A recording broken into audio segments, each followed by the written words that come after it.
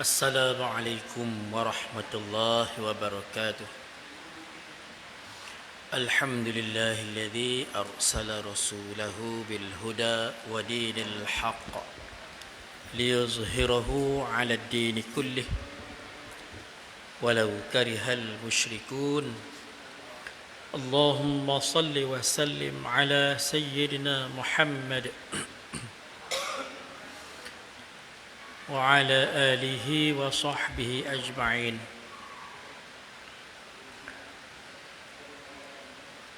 اللهم افتح علينا فتوح العارفين بحكمتك وانشر علينا من خزائن رحمتك وذكرنا ما نسينا وعلمنا ما جهلنا برحمتك يا أرحم الراحمين.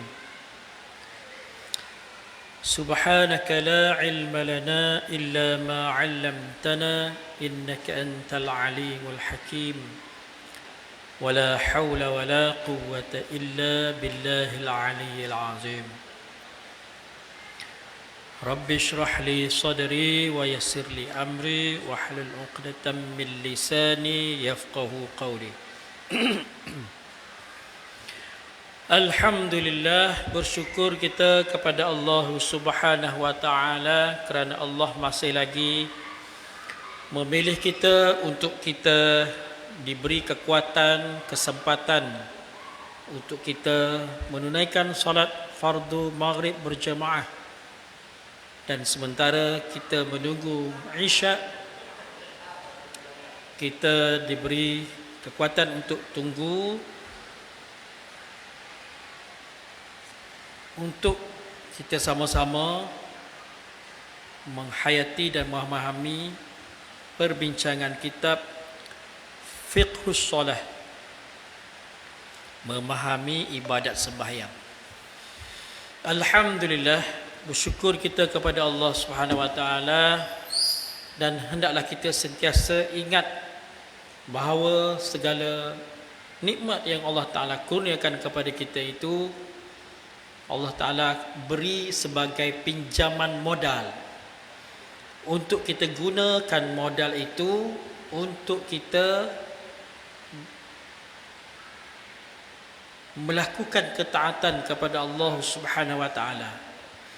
Beruntunglah bagi orang yang menggunakan segala nikmat sebagai modal untuk dia berniaga dengan Allah, dan celakalah bagi orang-orang yang membazirkan umurnya, mensia-siakan nikmat yang Allah Ta'ala kurniakan semasa hidup atas dunia. Kita sambung muka surat 154. 156. Okey. 156. Kita masih lagi membincangkan tentang syarat sujud. Syarat sujud ada 10. Syarat sujud dalam sembahyang ni ada 10. Malam ni kita masuk syarat yang ke-8. Okey.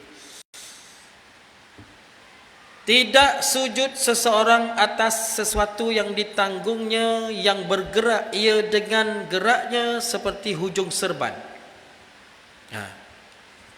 Tak boleh kita ni kalau sujud kita berlapik rambut saja. Rambut kalau tutup semua dahi tak sah sujud. Kalau ada sebahagian saja daripada dahi itu, walaupun rambut banyak, sebahagian saja ada tempat sujud, kena tempat sujud, sahlah sujud tu. Begitu jugalah kain berlapik yang kita pakai, kain serban ataupun kain sebar atas belakang ke, bila kita sujud dia terlapik menghalang, tak ada satu juzuk pun daripada dahi, kena tempat sujud, tak sah sujudnya. Okay. Tetapi tiada mengapa jika yang ditanggungnya itu tidak bergerak dengan geraknya, seperti dia sujud atas hujung kainnya yang labuh. Tapi kalulah kain subang ke, kain yang kita pakai ke, baju ke apa ke, Masa kita sujud tu dia berlapik, tapi bila kita bangun daripada sujud, kita bangun, kita gerak, dia tetap tak gerak sebab labuh doa. Labuh sangat, dia tak gerak. Kita gerak sujud rokok kan dia tak gerak. Kita sujud atas tu, tu tak apa. Jelas Baik. Habis yang ke-8. Syarat sujud yang ke-9. Tidak ada berlapik atas sekalian dahinya oleh umpama pembalut. Kalau dia luka, balut habis atas dahi dia ni. Tak boleh. Tak boleh. Tak sah juga. Dah luka. Kita baca. Kecuali jika ada pembalut itu kerana luka yang amat sukar menanggalkannya, maka tidak mengapa. Kalau luka tu, luka yang berat, luka tu, balut tu, luka tu memang kena balut. Kena balut. Dan balut tu luka besar lah. Kalau luka kecil, cukup dah balut sekadar tempat yang luka tadi. Kalau luka dahi dia tu, luka yang besar, balut pun besar. Nak cabut sukar lah. Maksudnya menyukarkan dia. Kalau sabuk sakit tu, keluar darah dan sebagainya, tu dimaafkan. Jelas Habis. Yang ke-10, tamak-ninah dalam sujud. Masa sujud pun kena ada tamak-ninah. Apa itu tamak-ninah? Berhenti sekadar dan sebut subhanallah. Berhenti seketika. Tak nak sujud, lepas tu terus bangkit daripada sujud. Duduk ada duduk tak boleh. Macam patut ayam tu. Tak boleh. Dia kena sujud. Sujud, henti seketika, sekadar, dan kalau nak sebut subhanallah. Tak sebut pun tak apa. Itu tak syarat sujud. Sebut subhanallah tu tak syarat sujud. Itu zikir yang disunatkan. Nak ceritanya sujud ni, dia jadi sempurnanya sujud itu apabila kita sujud dan kita berhenti seketika. Dia panggil tamak-ninah. Okey, habis. Habis berkenaan dengan sujud. Okey. Syarat yang ke-8, rukun yang ke-8.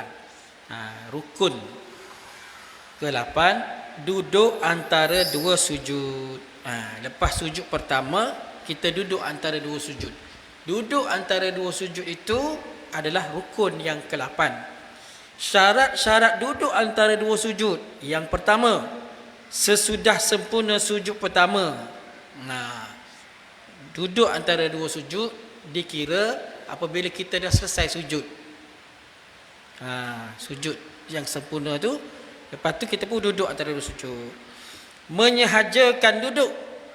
Sahaja-saja nak duduk. Bukan kerana menyahajakan duduk tu maksudnya duduk kerana nak duduk antara dua sujud. Bukan kita duduk tu kerana latah. Contoh kita sujud pertama, tiba-tiba tengah sujud tu ada benda tajam di dahi kita. Kita pun kejut, kita pun duduk antara dua sujud kerana kejut. Tak dikira duduk antara dua sujud itu, tidak dikira. Dan sujud tadi pun tak selesai lagi sebab dia kena dia terus duduk antara sujud. Tak boleh tu. Dia nak sujud, duduk antara dua sujud, yang mana kita gerak daripada sujud pertama tadi, kita duduk antara dua sujud tu sebab memang nak kena duduk antara dua sujud. Baru sah. Ataupun kalau tengah sujud, subhana rabbil a'la, berasa gatal sangat, nak garu tengah sujud, tak sampai. Kita pun duduk antara dua sujud sebab nak garu gatal. Tak jadi. Duduk antara sujud tu tak sah. Jadi kalau gatal mana-mana pun selesai sujud tu, kalau nak garu waktu duduk antara dua sujud pun niatlah, bukan niat. Maknanya kita duduk antara dua sujud tu sebab kita tahu kita dah sampai masa untuk duduk antara dua sujud. Duduk dulu antara dua sujud tu, barulah kalau nak garu gatal pun. Okey, baik. Yang ketiga, syarat ketiga, duduk dalam keadaan betul tulang belakang. Duduk pula, jangan duduk rokok gitu. Jangan duduk nyeding gitu. Jangan duduk condong gitu. Jangan duduk, jadi suruh duduk tegak tulang belakang. Duduk betul tulang belakang. Tulang belakang kena duduk betul, lurus, kepala je tunduk. Okey, baik. Tidak condong, dia kata ni. Muka surat sebelah tidak condong. Okey, baik. Duduk tidak melebihi, kita pun habis ni 45 ni. Duduk tidak melebihi daripada zikir yang dituntut di dalamnya, iaitu sekadar sekurang-kurang membaca tahiyat, kerana ia adalah rukun yang pendek. Lama mana nak duduk? Syarat duduknya, duduk antara dua sujud ni kena duduk ada tamakninah. Sekadar boleh sebut subhanallah. Paling lama, jangan lama. Duduk antara dua sujud ni rukun pendek. Jangan lama. Setara mana lama tu? Jangan melebihi jangka waktu untuk kita baca tahiyat awal. Kat mana tahiyat ni? Siapa selawat? Tak siapa selawat. Tahiyat ni, at-tahiyatul mubarakatuh salawatut tayyibatu lillah. Assalamualaikum ayyuhan nabiyyu wa rahmatullahi wa barakatuh. Assalamu alayna wa ala ibadillah sholihin. Asyhadu an la ilaha illallah wa asyhadu anna Muhammadar Rasulullah. Okey. Jadi dalam tahiyat itu ada tahiyat, ada tahiyat, ada salam, ada tasyahud. Itulah tahiyat. At-tahiyat tu tahiyat. Assalamualaikum tu salam. Asyhadu alla tu tasyahud. Ada tu tahiyat. Tu kadar tu je. Lebih tak boleh. Okey. Kerana ia adalah rukun pendek. Kerana duduk antara dua sujud ni adalah rukun pendek. Okey. Dan syarat yang kelima bagi duduk antara dua sujud adalah tamakninah. Jadi antara rukun ke rukun itu ada tamakninah. Antara rukuk, antara i'tidal, rukuk kepada i'tidal kepada sujud, sujud kepada duduk antara sujud kepada sujud yang kedua, dan sujud kedua ada tamakninah. Mana berhenti sekadar sebut subhanallah, jangan lama. Baik. Okey. Insya-Allah seterusnya rukun yang ke-9, duduk kerana membaca tahiyat. Dia tak sebut dah sujud kedua ni sebab sujud kedua itu sama je dengan sujud, kaifiat sujud, cara sujud kedua sama dengan kaifiat ataupun cara sujud yang pertama. Seterusnya rukun yang ke-9, duduk kerana membaca tahiyat. Nak duduk lagu mana untuk baca tahiyat? InsyaAllah ni panjang sikit ni. Baik. Sahabat-sahabat sekalian, muslimin muslimat sekalian, kita dihadiri oleh sahabat saya jauh-jauh mari daripada Penang. Dia ni Assalamualaikum Ustaz. Ustaz Omar bin Jaafar, orang Penang. Lama dia ceramah dekat TV, radio. Ni orang lama ni. Daripada Perlis sampai ke Sabah dia terjun. Merata dia. Baik. Jadi untuk ambil ilmu dan berkat orang alim ni, sementara masuk isyak sini kena berhenti dah Ustaz. Okey, kita segar ni nak bagi masa sikit. Okey. Jadi kita jemput dan persilakan Ustaz Omar bin Jaafar untuk memanfaatkan masa sementara isyak ini untuk beri tazkirah kepada kita. Dipersilakan Ustaz.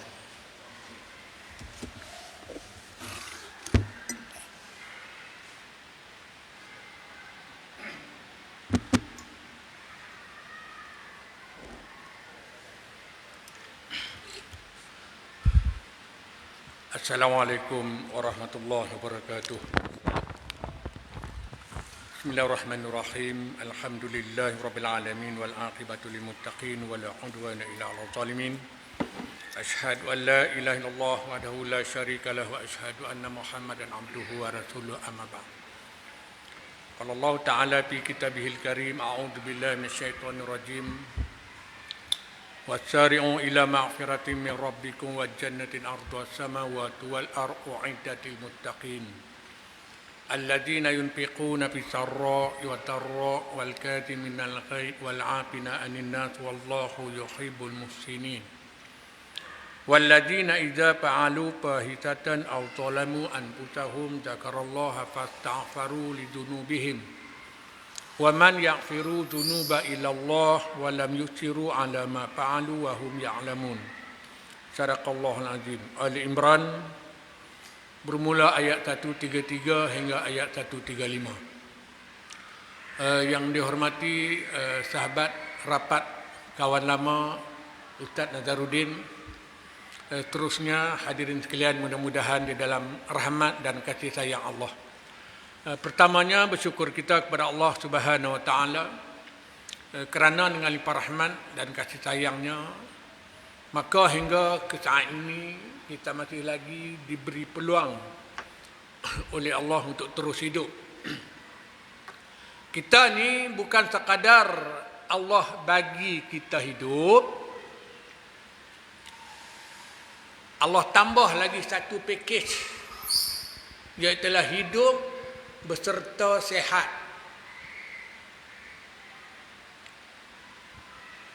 Bukan sekadar Allah bagi kita hidup dan sehat, ada satu pakej lagi yang kita terlepas pandang, iaitulah hidup beserta sehat, beserta waras. Tuan-tuan dan hadirin sekalian, oleh kerana masa, saya pun tak nak kupas panjang, cumanya tuan-tuan kalau belum kenal tak apalah, tapi saya adalah sikit-sikit video saya tu dalam YouTube. Jadi kalau tuan-tuan ke lapangan nanti bila-bila boleh layan pergi YouTube, type nama saya Ustaz Omar Jaafar. InsyaAllah keluarlah ada sikit-sikit lah. Bukanlah ilmu saya taklah banyak ni buat nak kongsi.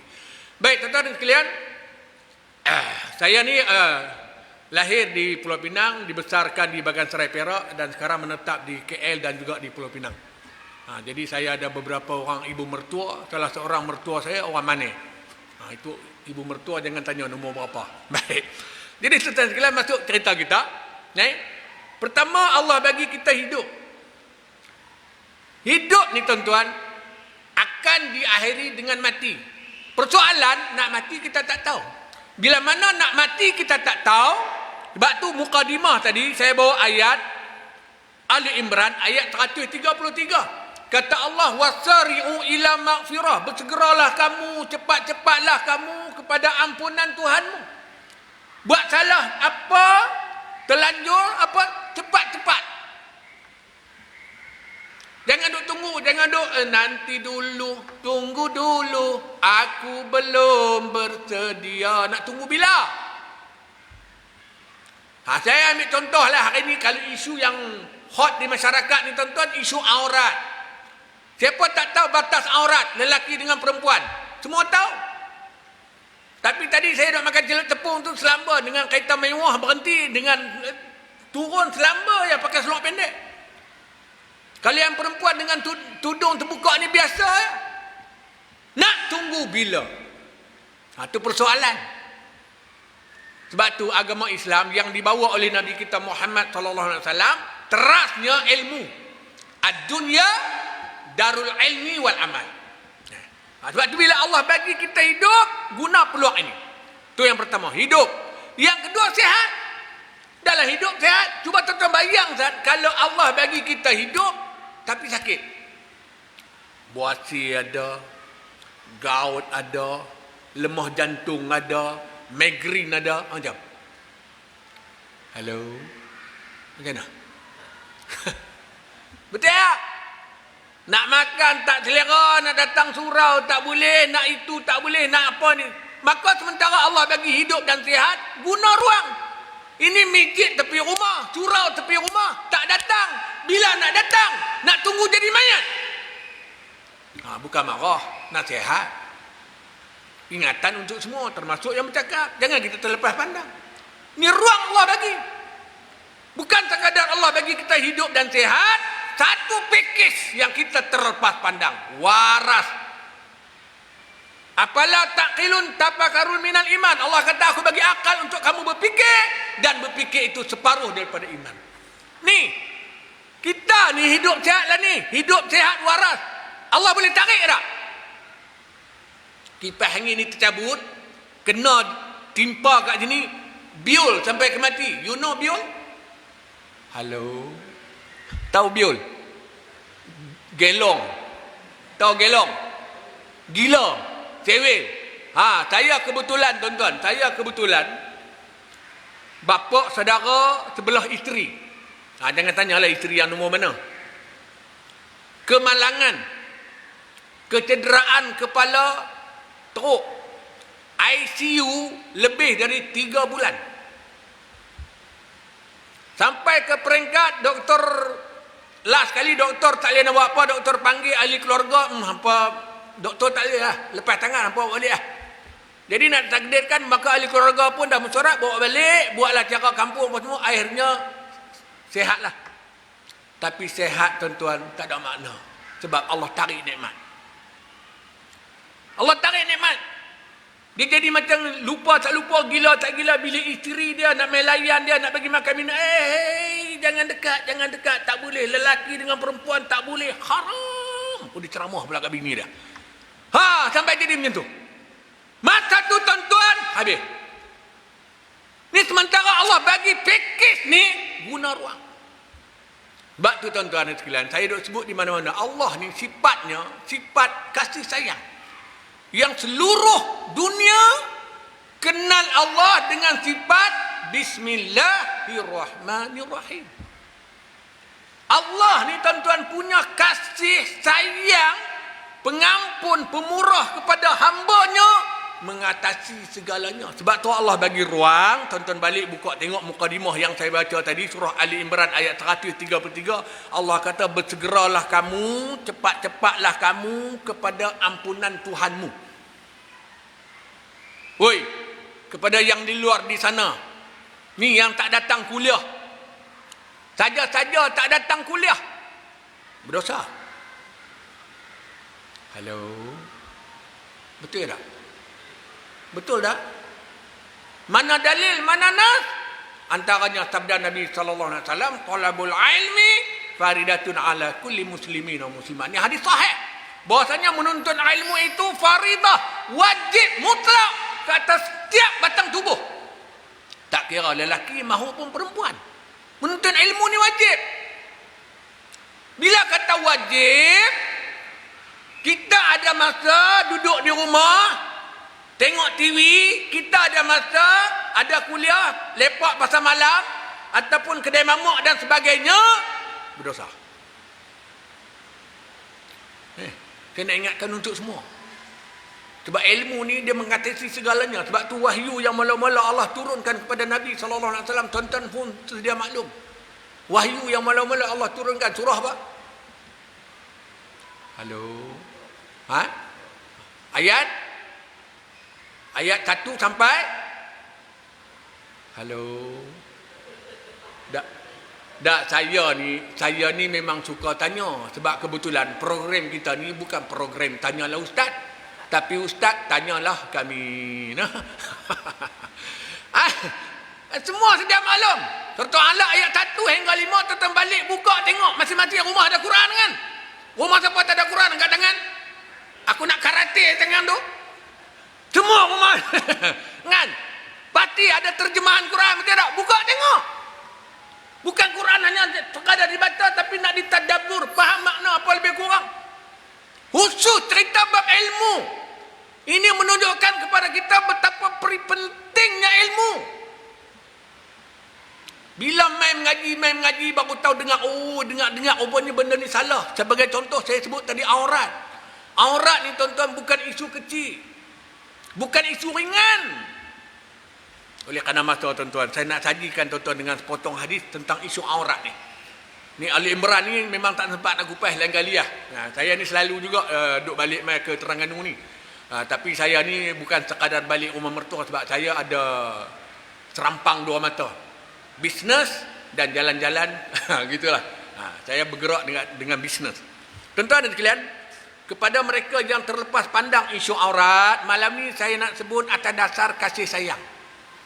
Saya nak ingatkan semua kepada yang duk rasa macam tak apa aurat ni ditakdirkan contoh. Tak kiralah anak, tak kiralah siapa, dedak aurat. Keluar, nak pergi mana ke, sekali dia lintas jalan, terlanggar kereta mati, insya-Allah neraka. Weh, ustaz berani kata dia tu kalau mati tu masuk neraka. Saya tak kata. Tapi saya nak cajikan ni tuan-tuan, ni hadis ni. Tuan-tuan boleh rujuk dalam satu buku ataupun kitab 40 hadis tentang peristiwa akhir zaman. Ni kami ni ustaz-ustaz ni tuan-tuan, kami bercakap ni bukan kami nak buat hukum sendiri, peraturan sendiri, dah. Kami cakap sabit Quran, sabit hadis. Tuan-tuan tak puas hati, saya lagi main ambil gambar ke apa ke, main ambil gambar ke apa ke, main tengok lalu zaman canggih, tak payah nak tulis. Kita tengok pada muka surat 47, hadis yang ke-15.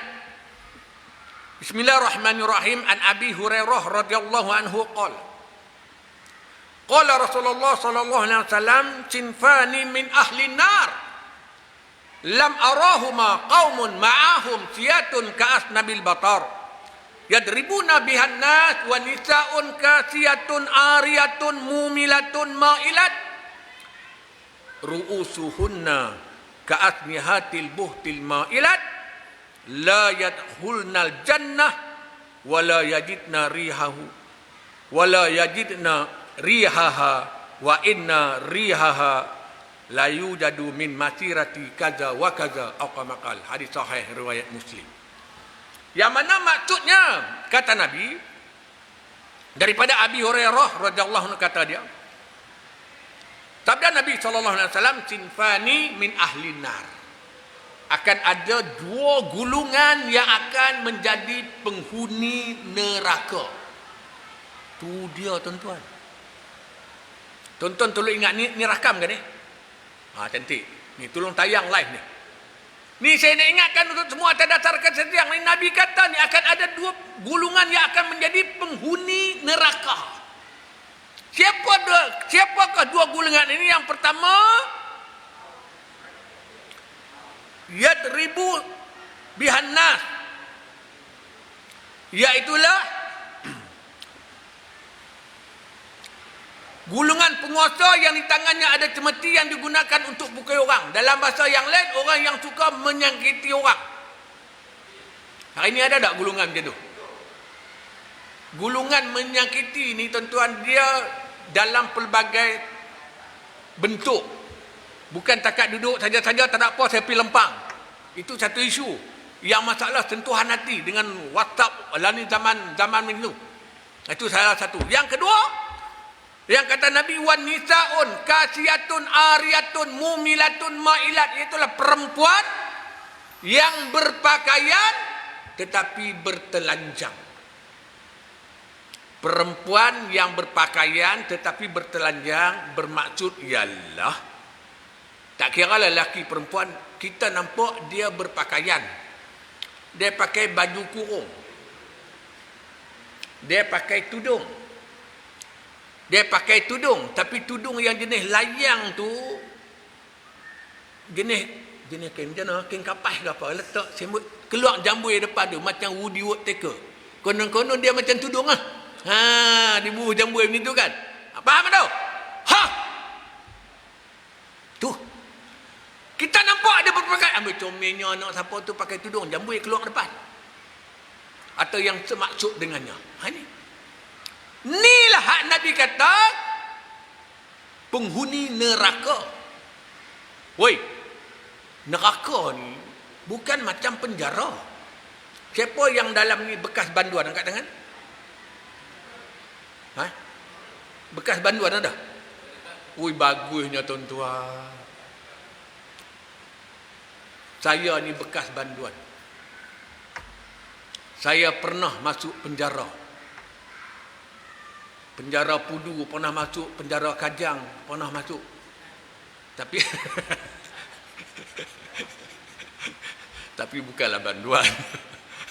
Faham Tuan-tuan, bila saya ke penjara itu, Allah, sajalah saya minta dekat warden, bagilah satu bilik ini, saya nak masuk tengok, nak rasa macam mana.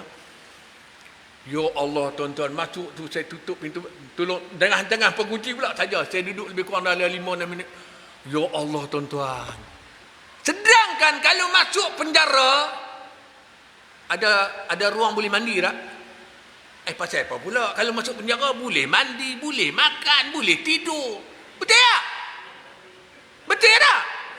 Masuk neraka? Tak ada apa. Melainkan azab yang antara yang Allah sebut syadidul iqab, siksa yang tak tertanggung oleh kamu. Masuk penjara walau hukum macam mana pun masih ada ruang. Kalau sakit buat pergi hospital. Boleh tidur, boleh makan. Penjara, neraka bukan macam tu, woi. Neraka ni tempat azab. Tuan-tuan bayang tak api. Tuan-tuan pernah masuk dalam unggun api? Test saya tengok minggu ni buat unggun api ramai-ramai masuk seorang-orang. Nak tengok apa nak jadi. InsyaAllah hangus. Hadirin yang dirahmati Allah. Saya nak ingatkan untuk semua tadataran yang tolong jangan terlepas pandang. Kepada yang belum berubah, yang kata nanti dulu, tunggu dulu. Tak apalah ustaz ni dah bulan 11, tunggu tak Januari. Woi, hang nak mati tahu tak? Ni bukan cerita isu Covid ya tuan-tuan. Saya kata tuan-tuan pun ada, saya dalam keluarga saya 2-3 orang tuan-tuan yang mati dalam tidur. Buat kerja siang penat. Lepas maghrib tu kono nak rehat sekejap, nak gerak saya nanti maghrib tolong nanti isyak tolong kejut. Masuk isyak nak pergi kejut dah sejuk lah. Tuan-tuan. Hadirin yang mati. Sebab nak mati ni Allah bukan letak tanda apa, ada tanda ke? Mengantuk ada tanda kan? Tu mengantuk tu. Lapar pun sama juga, perut dia main keroncong, irama, rock, rap apa semua. Tu lapar. Nak mati tak ada. Janggut putih ke, gigi luruh ke? No. Sebab itu ingatan untuk semua kena jaga. Ni Allah punya sayang kat kita. Allah kata buat salah, buat silap, cepat-cepat minta ampun. Bukan sekadar buat salah, buat silap Allah nak ampun. Kemudian Allah janji pula syurga. Yang kata Allah, syurga itu luasnya seluas langit dan bumi. Tuan-tuan boleh rujuk lagi sekali Ali Imran bermula ayat 133. Dahlah kita buat salah, buat silap. Kita minta ampun, Allah nak ampun. Bukan sekadar Allah nak ampun. Allah janji pula syurga. Yang Allah sebut dalam ni, syurga itu luasnya seumpama langit dan bumi. Luas tak tuan-tuan? Hadirin yang dirahmati Allah sekalian. Sekejap minum air. Tak ada beritahu, tinggal 2 minit ke? 2 minit.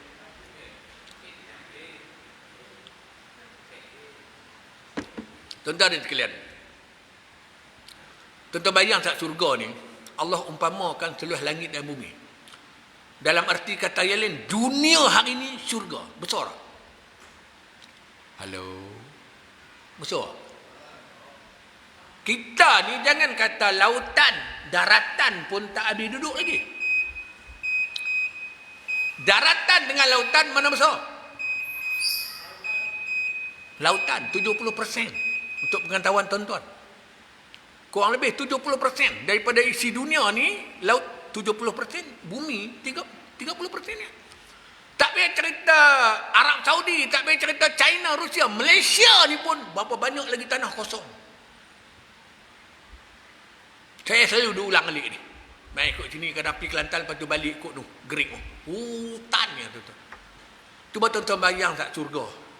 Surga ni Allah buat macam ni. Lepas tu pula dengan segala nikmat Allah buat satu blok tu 1000 tingkat.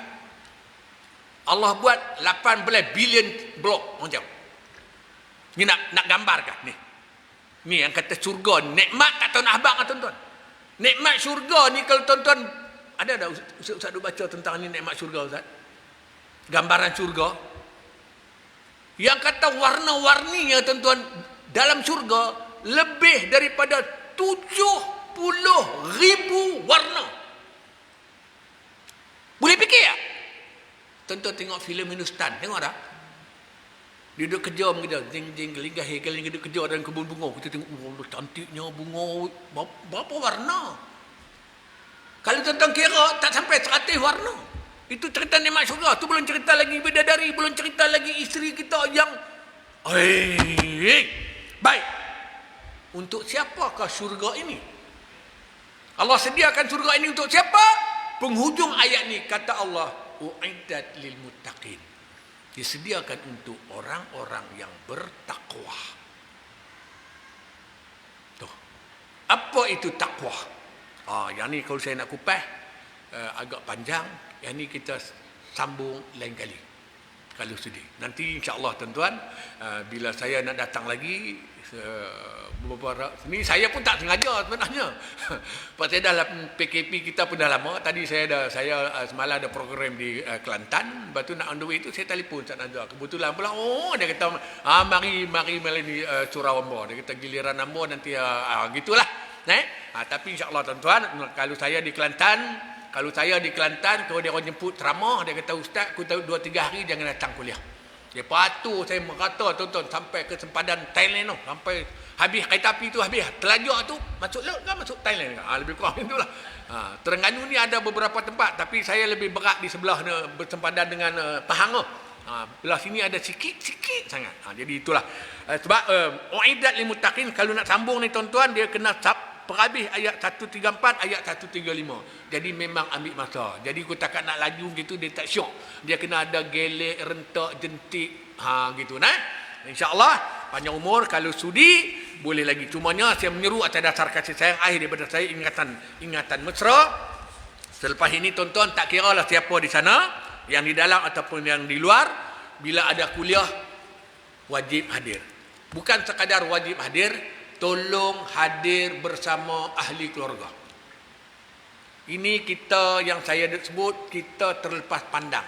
Yang saya istilahkan pelik tapi benar. Pelik tapi benar.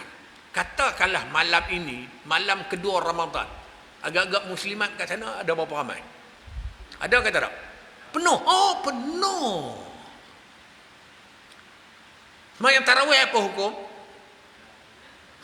Menuntut ilmu. Kena faham tuan-tuan, ni yang kena boleh hentak kan itu yang saya hentak tuan-tuan. Kalau saya hentak atas mimbar lagi sedap. Itulah yang saya nak bagi kesedaran pada masyarakat. Jangan duk pulun sunat. Saya bukan pertikai nak buat duha ke, witir ke, tarawih ke, buatlah. Wajib kena diutamakan. Itu baru betul. Pelik tapi benar. Saya sebut, sama juga kuliah saya di mana-mana pun. Datang sembahyang maghrib. Dah tahu dah ada kuliah. Belah.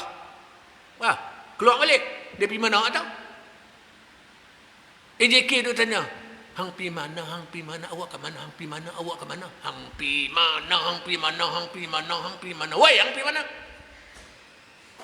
Bedai. Nanti nak masuk isyak, mai pula. Mai buat apa? Balik tu ya. Mai buat apa?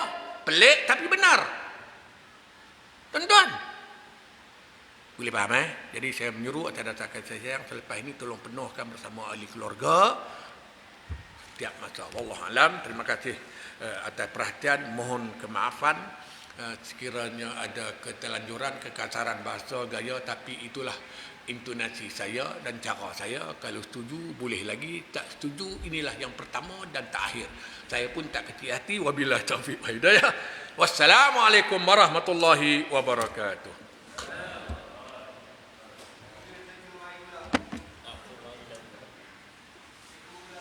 Terima kasih kepada Ustaz Omar bin Jaafar. Terima kasih banyak. Itu marah-marah sayang Ustaz Omar ni dia kasar tapi dia sayang. Terima kasih Ustaz. Tak ada apa-apa tu, ada dah suruh mari budak tu. Okey, bagi kad dah tu. Okey, jadi terima kasih banyak. Sekadar tu sajalah pada kali ini. Dah lewat dah ni, insya-Allah. Kita jumpa di akan datang. Baik. A'udzubillahi minasyaitanir rajim. Bismillahirrahmanirrahim. Alhamdulillah. Allahumma arhamna waj'alna rahman wa Allahumma dhakkirna bima nasina. Ya rabbal alamin.